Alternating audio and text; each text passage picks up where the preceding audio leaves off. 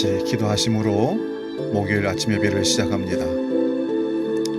살아계신 아버지 하나님, 오늘도 우리를 이렇게 세워주시고 새날을 주시며 우리 등을 밀어주시며 격려해 주시며 이끌어 주심을, 그 은혜를 감사를 드리며 아침 예배로 나아갑니다. 힘들고 어려운 시기를 지나가는 우리에게 오늘도 소망을 주시고 하늘의 능력을 더하셔서 능히 이 세상을 주의 이름으로 정복하고 주 예수 그리스도의 이름을 세상에 알리는 복된 날로 우리를 사용하여 주옵소서. 찬양을 드리고 기도를 드리고 아버지 앞에 나아갈 때에 우리가 듣고 순종해야 할 말씀을 허락하셔서 그 말씀을 삶의 현장에서 행동으로 적용하며 아름다운 결실을 맺는 믿음의 사람들로 이끌어 주옵소서. 이제는 사도신경으로 신앙 고백합니다.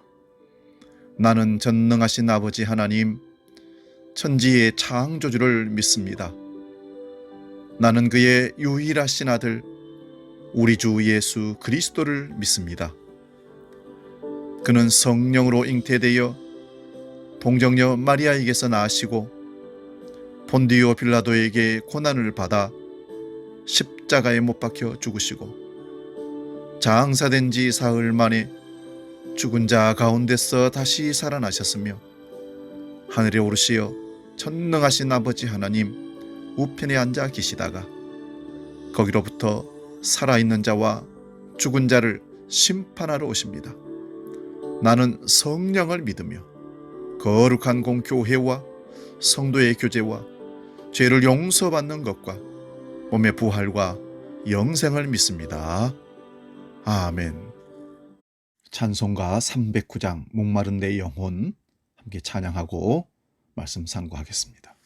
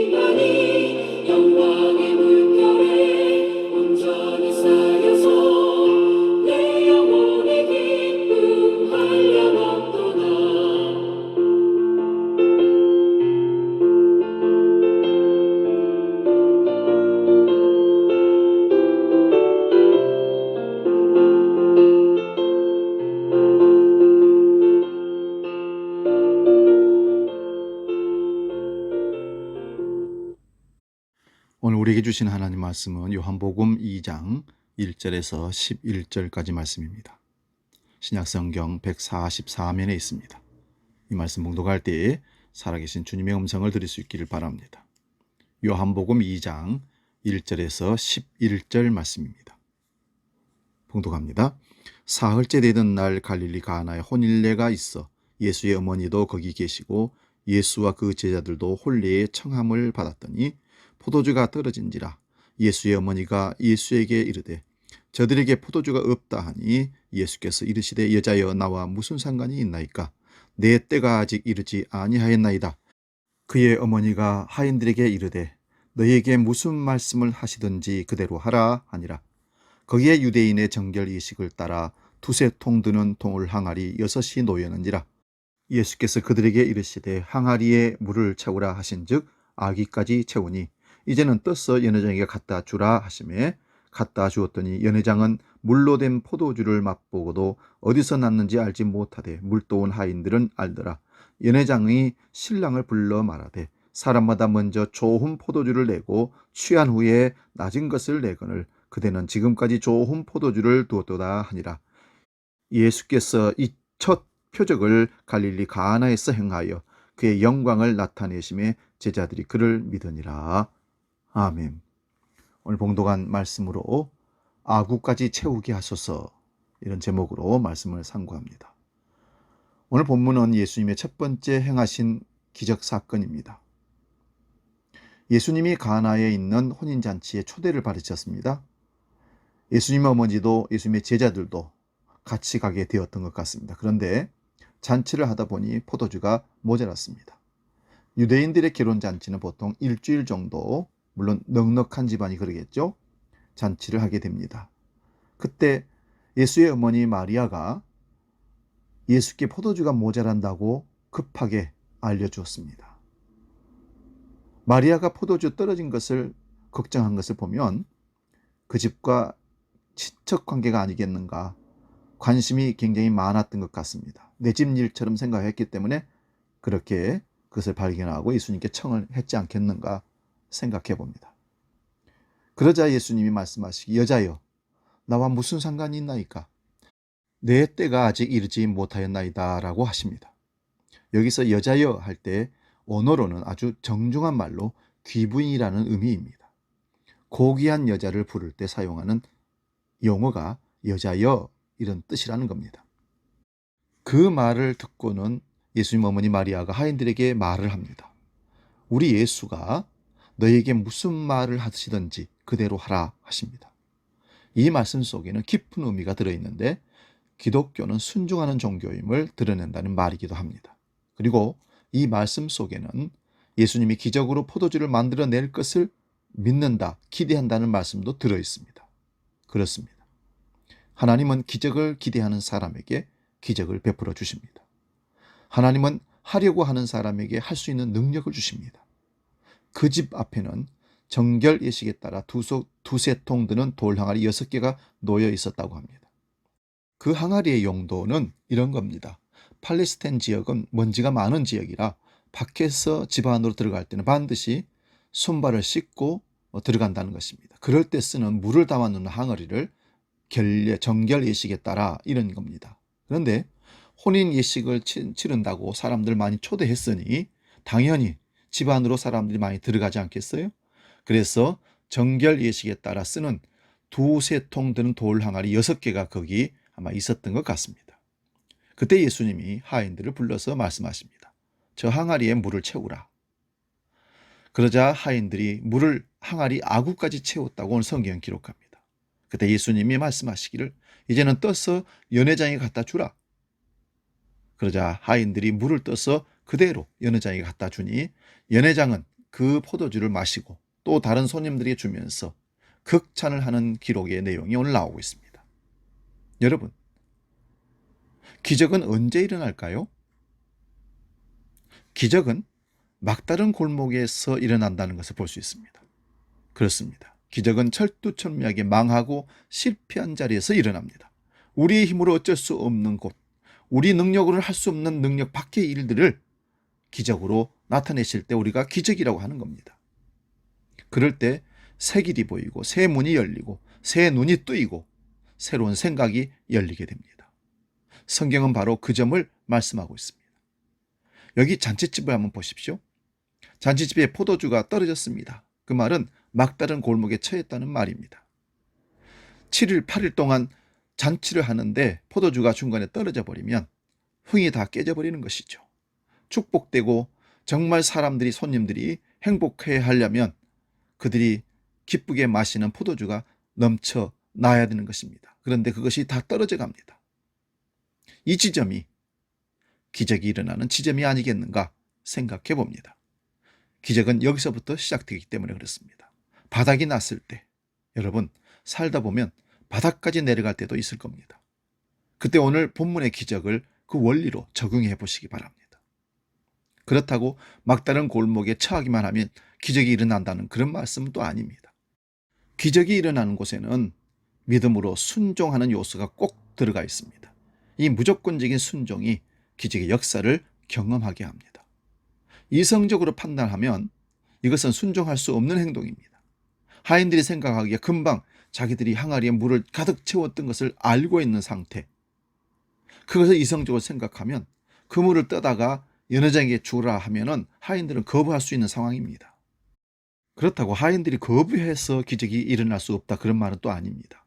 주님은 하인들이 거부해도 기적은 일으킬 수 있는 겁니다. 그런데 하인들은 순종하여 물을 떠다가 연회장에게 갖다 줍니다.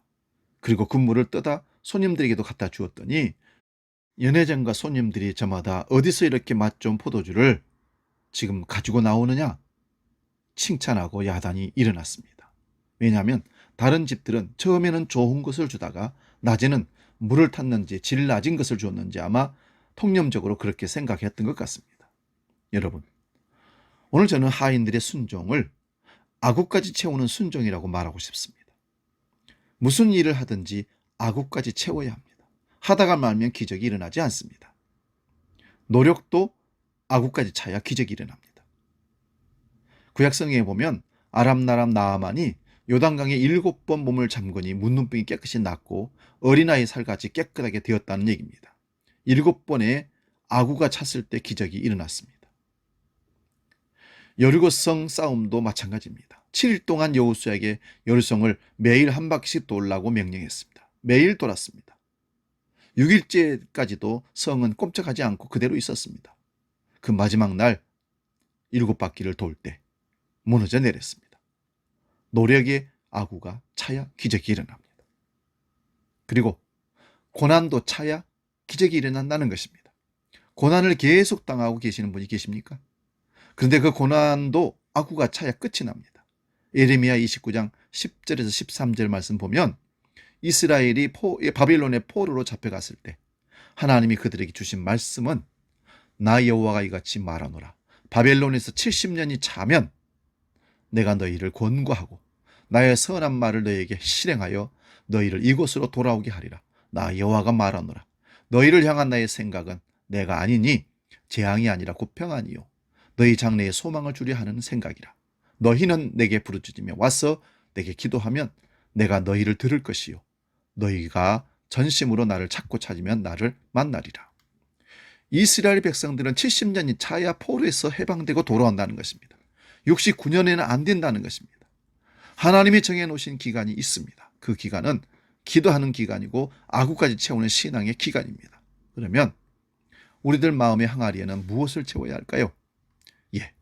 정직한 마음으로 가득 채워야 합니다. 그리고 거룩함으로 가득 채워야 됩니다. 믿음으로 가득 채워야 됩니다. 하나님을 아는 지식으로 가득 채워져야 됩니다.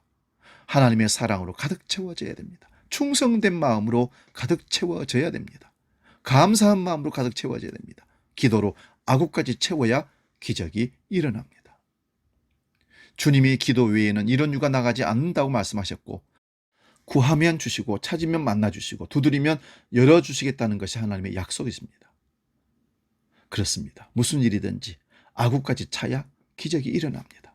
적당히 채우거나 적당히 순종하면 결코 하나님의 기적을 체험할 수가 없습니다. 기도를 채우고 성령 충만을 받으시고 말씀 충만, 감사 충만, 헌신 충만을 채우심으로 기적이 체험되는 신앙생활, 복된 생활 할 수 있는 저와 여러분 되시기를 축원드립니다. 기도하겠습니다. 아버지 하나님, 아구까지 채우는 믿음, 아구까지 채우는 열심, 우리가 할 수 있는 모든 것들 최선을 다하고 하나님의 기적을 기다리는 믿음의 사람들 되게 하여 주옵소서. 오늘 혼인잔치집에 포도주가 떨어졌을 때 위기를 발견하고 하인들에게 그 명령을 내렸을 때 그들은 거부하지 아니하고 상식 이성적으로 판단하지 않고 말씀에 순종함으로 놀라운 기적을 체험하게 되었습니다. 우리도 신앙생활하며 항상 아구까지 채우는 열정, 수고, 끝까지 인내하고 견디는 믿음 있게 하여 주옵소서. 이제는 우리 주 예수 그리스도의 은혜와 아버지의 놀라우신 사랑과 성령 하나님의 지키시고 보호하시고 인도하신 그 신 역사가 아구까지 채우는 열정과 믿음으로 주님의 기적을 맛보기를 원하는 모든 주의 거룩한 백성들 머리 위에, 삶의 현장 위에 영원히 함께 계시기를 간절히 축원하옵나이다. 아멘.